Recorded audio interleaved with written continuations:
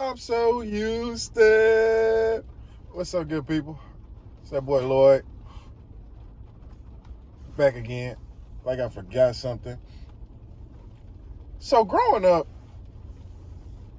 I used to play games like Cruising World, Mario Kart, Cruising USA. It was Cruising USA before Cruising World, but Cruising World was definitely the better of the two games. It was an evolution, right? Listen, man. There's two things that are universally known in this world, no matter what language you speak. It's a language in itself, right? You can be in Brazil. You can be in Canada. You can be in Alaska. It don't really matter, to be quite frankly, where you're at. Fighting and pertaining to this subject, racing is universally known. Universally known. And to quote my favorite racer of all time, and my favorite quote of all time, to be quite honest with you, if you ain't first, you're last. What are we doing this for? What are we doing this for? We ain't coming to come in second. We ain't doing this to place. If you ain't first, you're last. And that's the realest thing you'll ever hear in life.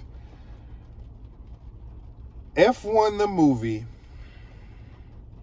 is as advertised. Do you hear me?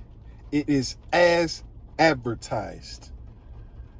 All right. Box office. We've been waiting on this movie for a couple years now. I remember when it first came out, you know. It looked epic. Now, in the racing world, you got stock car racing, obviously NASCAR racing, F1, Indy, different racings, different leagues, different cars, right? But at the end of the day, if you ain't first, you're last. And what stands apart amongst, I guess, F1 and these other racing leagues, so to speak, Indy, NASCAR, stock car, whatever, you know, dirt racing, you know what I mean, getting out the mud, Baja racing, is that the money, the opulence, the luxuriousness of it. It's big time and it's internationally known. F1 stars the one and only Brad Pitt, Franklin from one of the greatest TV shows of all time, Snowfall, aka Damson Idris, Kerry Condon, and Javier Bardem, aka Bad Hombre, aka the most scariest, or one of the most scariest villains in movie history, in his movie with No Country for Old Men. Bad Hombre is what I call him, because he is a bad hombre. He was in that movie, but he steals every scene he's in, and he's just a great actor. All these people are great actors. This movie lived up to it from beginning to end. You will not be disappointed. It really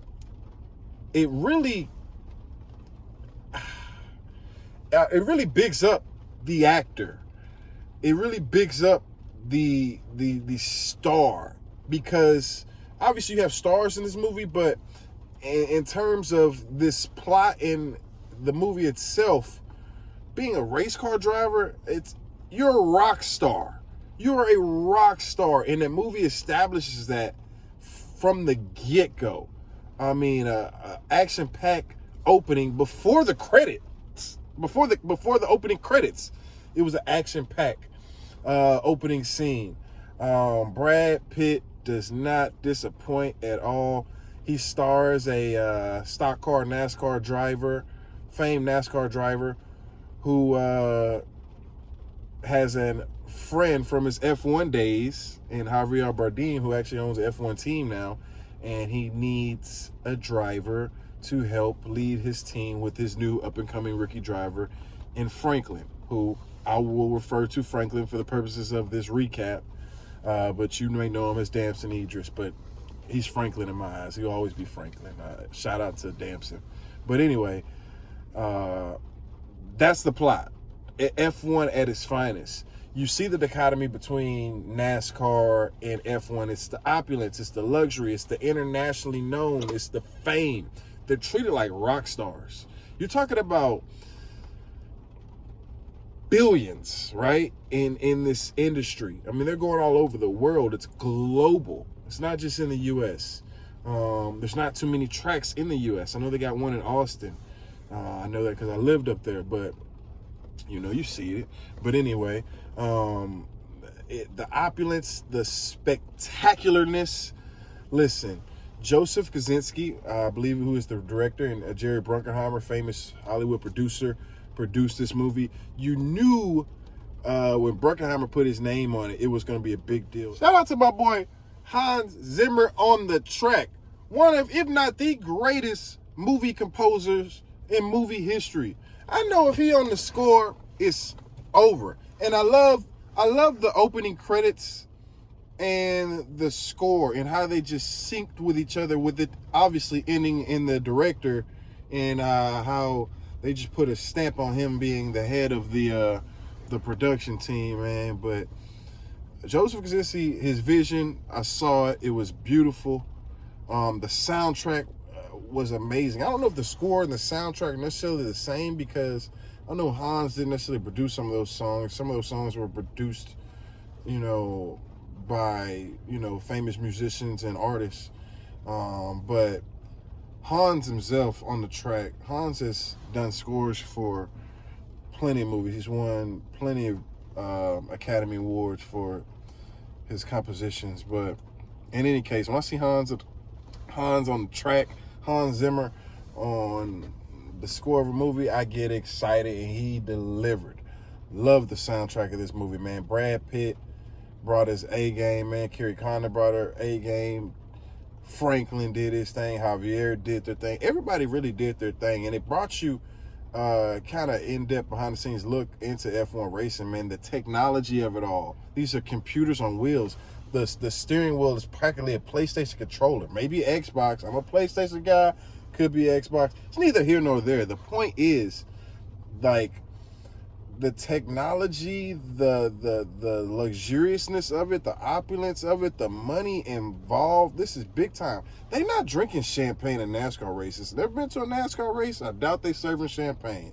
Okay, this is a different type of money and a different type of spectacle you're dealing with in terms of F1. And it delivered its box office. Go see it. Go see it on IMAX, Dolby Cinema, Dolby Digital, some type of laser or high definition screen. Don't just see it on a regular cinema. Treat yourself. Treat yourself. This is a good movie. Movies are back. Blockbuster movies. Perfect for summertime.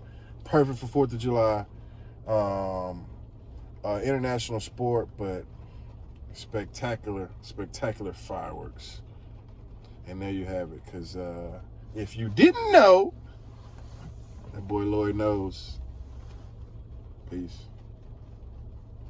I also want to mention the cameos with Sir Lewis Hamilton and Verstappen and Lando. Like, they made this movie real authentic and official. If you don't know those names, those are F1 big-time drivers, champions of the sport.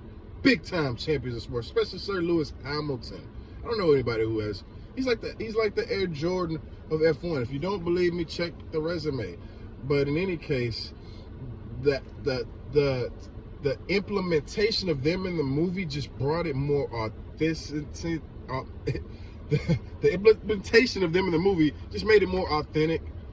It brought more authenticity, and I really, really enjoyed that aspect of it. It really wouldn't have been official if they didn't have those names in it. And when you kind of see that seamlessly woven into the movie, chef's kiss, man. So yeah, I really love that. Great part of the movie.